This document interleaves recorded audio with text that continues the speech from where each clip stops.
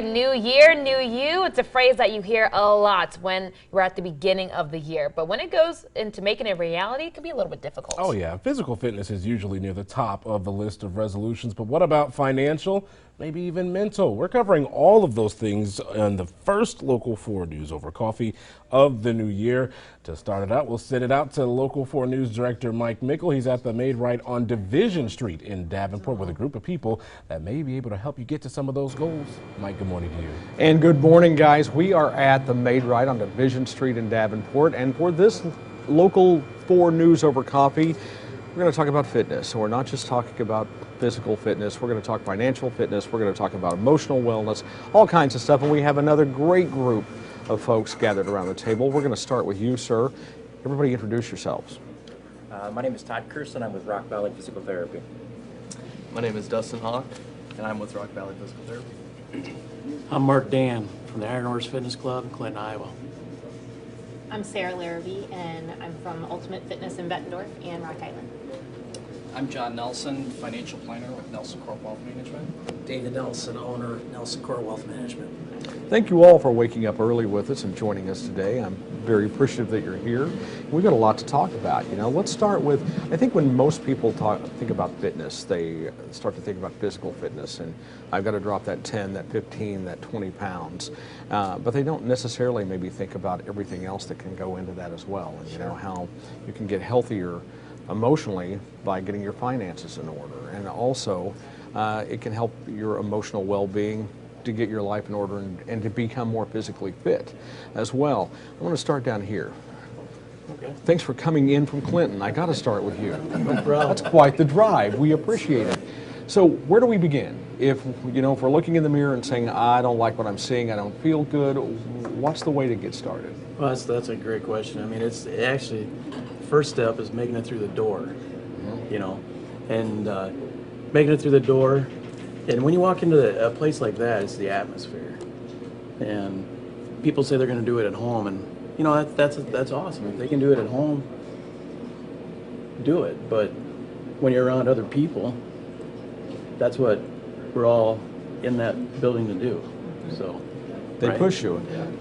Sarah, having an accountability partner is not a bad thing either. It's not a bad thing. It's kind of, the idea is just to create some sort of community or something that makes you feel like if you don't come, you're letting somebody else down. And it helps push those other people to feel the same way about you. You know, if they don't see you there, then they want to ask, hey, are you okay? Are you feeling all right? Are you coming in to work out next time?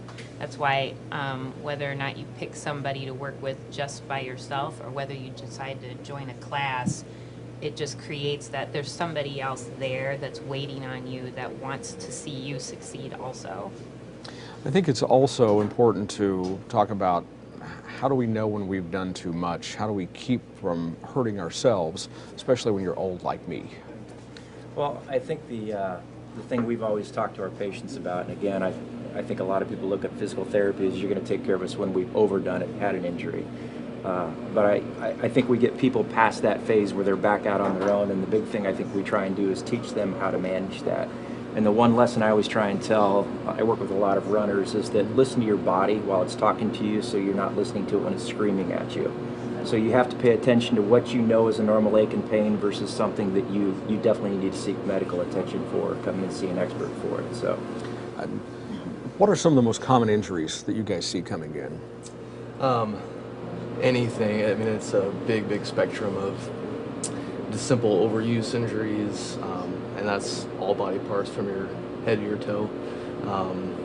We see a lot of some obviously surgical candidates, and so it's hard to say which one we see the most, but I mean, even simple ankle sprains, those are a very common injury that people get. I'm sure probably most of us here have even just a common ankle sprain, and a lot of times you're able to push through that, but sometimes it is better to kind of get an expert healthcare professional to work with you and make sure that doesn't happen in the future. So not only getting you back to where you want to be sooner when you're in the middle of an injury, but getting back, preventing it from the future, like Todd said. Great advice. Let's talk about our finances. That's an important part of getting your life in order as well. Where's that? You know, if you haven't really started, Yes. where do you begin? So we have a saying around the office that we've never had a client walk in and say they started too early and they saved too much. You hear just the exact opposite. I wish I would have gotten to this earlier. And the start is, it's for most individuals, it's scary because this is a foreign language for most people. It's just stuff they don't even want to think about. But it's just making that decision to start, and 9 times out of 10, it's going to be through the plan at work. Oftentimes, the plan at work has a match. Many times people come in and they'll not take advantage of that, and normally it's a 50% match, so you just have to do it. Find an individual that can help you as far as through that process. Somebody that speaks English will do their very best as far as to help.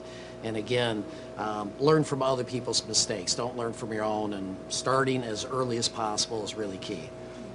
John, as we think about that, I know a lot of people watching are going to say, yeah, that sounds great, but I'm barely getting by. I don't have any money to invest. I don't have any money to put away. Where do they begin? Yeah, there certainly are people in positions like that for periods of time, unfortunately.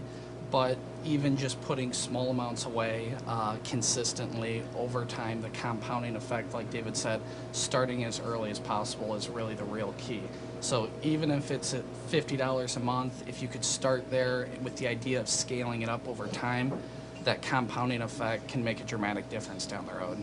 Yeah, just a little bit at a time adds up over the course of a year. Yes. And especially, you know, I look at the 529 plans and stuff like that. Now when my wife first talked about it, I was like, really? And then now we have a college graduate. Man, am I glad she's smarter than I am. There's a reason she handles the checkbook in the Mickle House, because she understands that. But you know, life catches up with you quickly if you're not prepared for Yes, it. no question about it. And it just, again, it's vital. Today's society, we're seeing less and less pensions as far as at work. Some people don't even know what a pension is. I mean, the younger folks, because they really don't exist. You got to put the money in the 401k. Social Security, there's always question marks surrounding that. What's it going to be like as far as 20, 30, 40 years down the road? All these things put a lot of pressure on people as far as to get into those habits, and many people didn't have that example growing up, and so it's hard. And so we go into a lot of schools and what have you, and we try to plant these seeds early, the importance of it, and again, showing people the compounding effect over time. It's pretty dramatic stuff. All right. Well, as you can tell, we have a great group of experts here that are going to teach us a lot over the course of this hour. So you're going to stick around. More Local 4 News over coffee will be coming back in a few moments from the Maid-Rite on Division Street. And if you're out and about, want to stop by, please do. We'll get you a cup of coffee. In the meantime, let's send it back to the studio. All right, thanks, Mike. We'll check with you a little bit later.